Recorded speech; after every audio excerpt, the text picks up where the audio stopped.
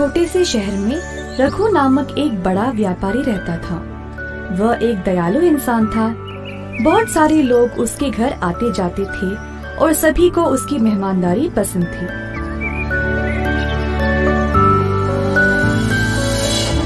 लेकिन एक दिन उसने अपना धन एक व्यापार में लगाया जिसका नुकसान हो गया, जिसकी वजह से रघु ने अपना सारा धन दौलत खो दिया। उस दिन से कोई उसके पास नहीं जाता था। रघु को बहुत अकेला लगने लगा।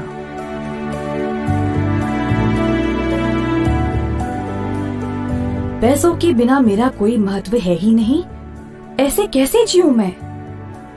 ऐसा सोचते सोचते रघु गहरी नींद में सो गया। उसने तब एक बहुत अच्छा सपना देखा।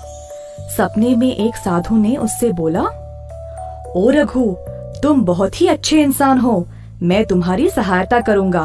कल मैं तुम्हारे घर आऊंगा, फिर मेरे सिर को तुम एक लकड़ी से छूना और मैं सोने में बदल जाऊंगा। उस सोने का उपयोग करके अपनी परेशानियों से निकल जाओ।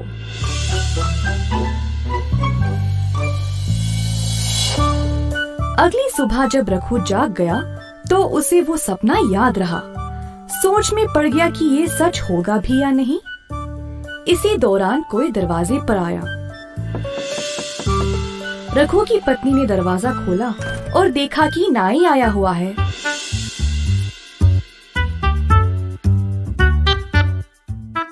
नाई अपने काम पे लग गया और रघु निराश होकर बैठा रहा। फिर से किसी ने दरवाजा खटखटाया।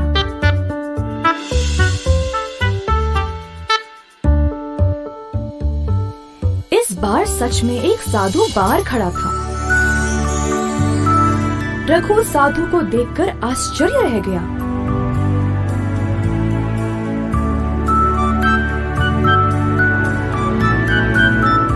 जल्दी से वो लकड़ी ले आया और साधु के सर को उससे छुआ। रघु को विश्वास ही नहीं हुआ कि साधु सच में सोने के रूप में बदल गया। नाई भी ये देखकर अचरज रह गया। रघु ने थोड़ा सा सोना नाई को भेंट में दिया और बोला कि जो कुछ हुआ वह किसी को इस बारे में नहीं बताए। नाई इस बात से सहमत होकर वहाँ से खुशी खुशी सोना लेकर चला गया। कुछ देर बाद वह सोचने लगा, अच्छा तो इन साधुओं के सिर पर लकड़ी से मारने से ये सोने में बदल जाते हैं। अगले दिन ये लालची नाई एक मंदिर गया और सभी भिक्षुओं को अपने घर भोजन पे बुलाया।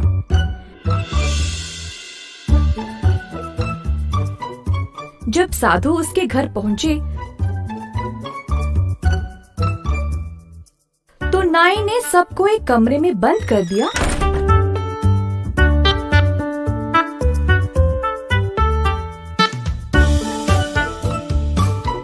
और लकड़ी से सबके सिर पर मारने लगा।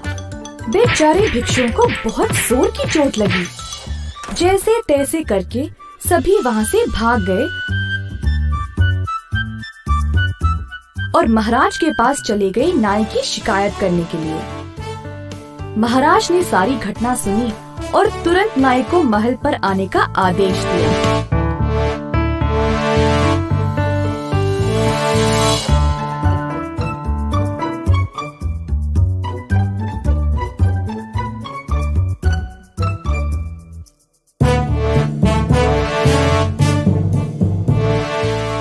तुमने इन भिक्षुओं को क्यों मारा?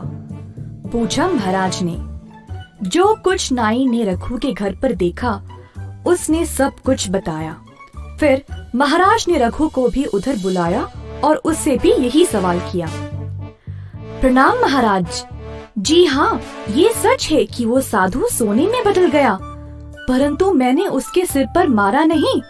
लगता है इस नाई को पूरी कहानी पता ही नहीं।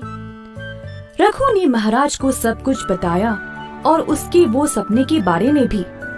आखिरकार महाराज को सब समझ आ गया और उस लालची नाई को उसके कर्मों के लिए बंदी बना लिया।